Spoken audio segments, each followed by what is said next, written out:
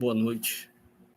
Estou falando com vocês novamente, embora as circunstâncias sejam bem desagradáveis, né? Já a edição desse famigerado decreto. Passei o dia hoje lendo sobre o assunto e também, como vou dizer, assistindo vídeos e estou vendo, assim, está me dando uma esperança, né? Ver a comunidade italiana no Brasil começar a reagir, que é muito bom. Mas eu gostaria de falar desse decreto da infâmia, sabe? Decreto da vergonha. Acho que a gente deveria apelidar esse decreto de o decreto da infâmia, o decreto da vergonha. Isso tem que ser uma vergonha. E é, de fato, tão vergonhoso, ele é tão vergonhoso que ele foi apresentado, feito, na calada da noite, sem a discussão do Congresso, e sendo que não há justificativa para isso num país democrático, né, em que as instituições estão em pleno funcionamento, onde há uma comunidade de interessados, há discussões muito vivas a respeito dessa matéria. Então, né, também não havia motivo de urgência, o país não está em guerra, né, o assunto não é um assunto de segurança nacional. Enfim, então, é o decreto da vergonha. Até quem apresenta deve estar com muita vergonha, né? Deve estar com muita vergonha. Então, a gente tem que apelidar esse decreto de decreto da vergonha e o decreto da infâmia. Mas vamos lá, vamos aos fatos. Eu gostaria de falar para vocês algumas coisas sobre esse decreto. O peso que esse decreto vai ter sobre a comunidade italiana nascida no estrangeiro, né? Um decreto que é para retirar, de fato, o direito de milhões de cidadãos. Só que ele é assim, há um certo escamoteamento na forma como isso acontece. Primeiro, eles dizem que resguardaram o ius sanguinis. De fato, isso não aconteceu, né? E vou já explicar. E quando se elegeram, alguns desses líderes disseram que iriam defender o ius sanguinis, né?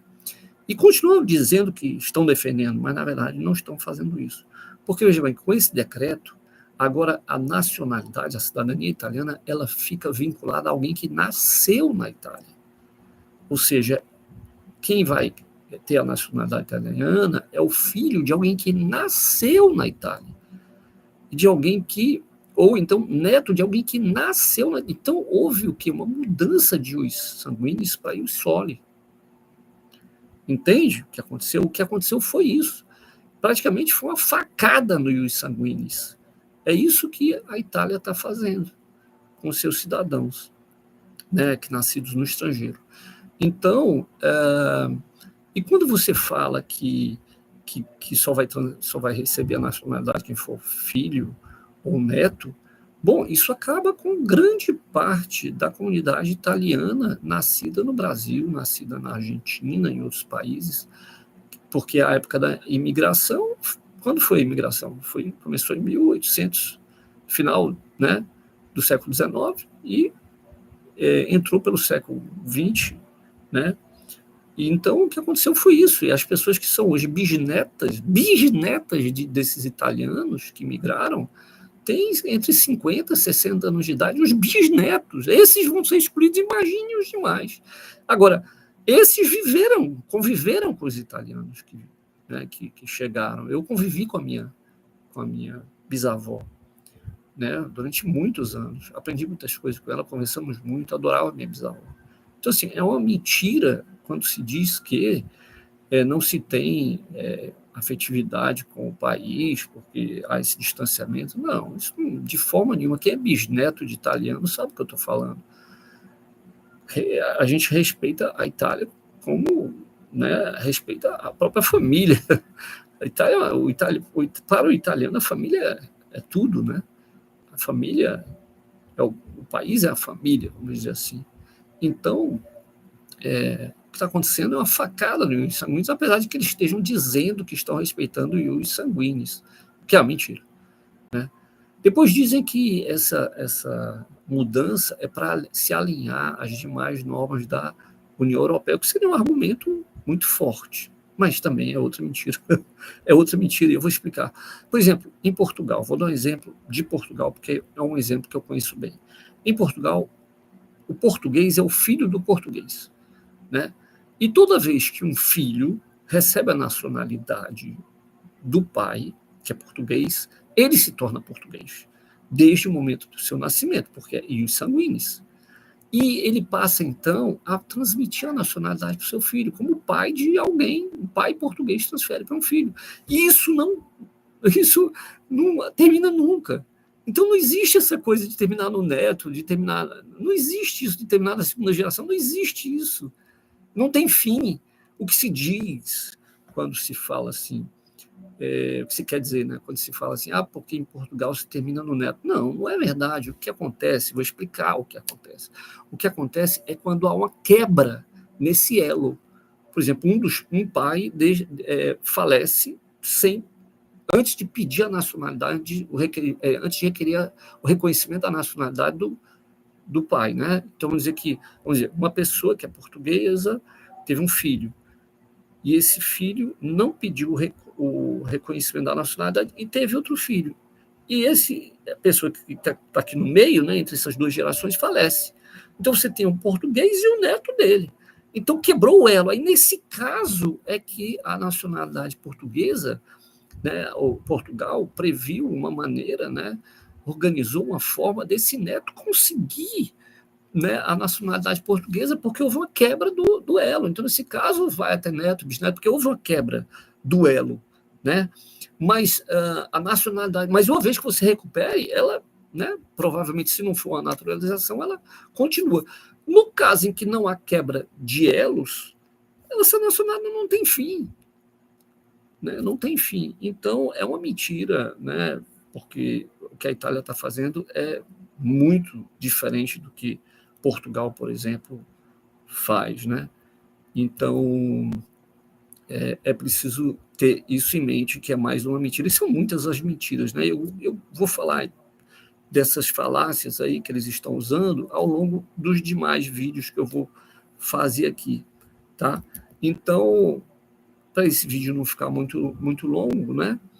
Eu só queria terminar dizendo que esses que conseguiram a nacionalidade e nascidos fora, que hoje são nacionais italianos, muitos podem estar achando que isso não os atinge, mas atinge. Por quê?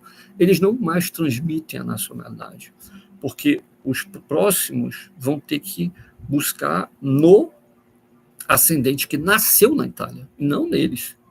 Então, eles são cidadãos italianos que não transmitem, são cidadãos italianos de segunda classe, segunda categoria, diferente dos nascidos na Itália.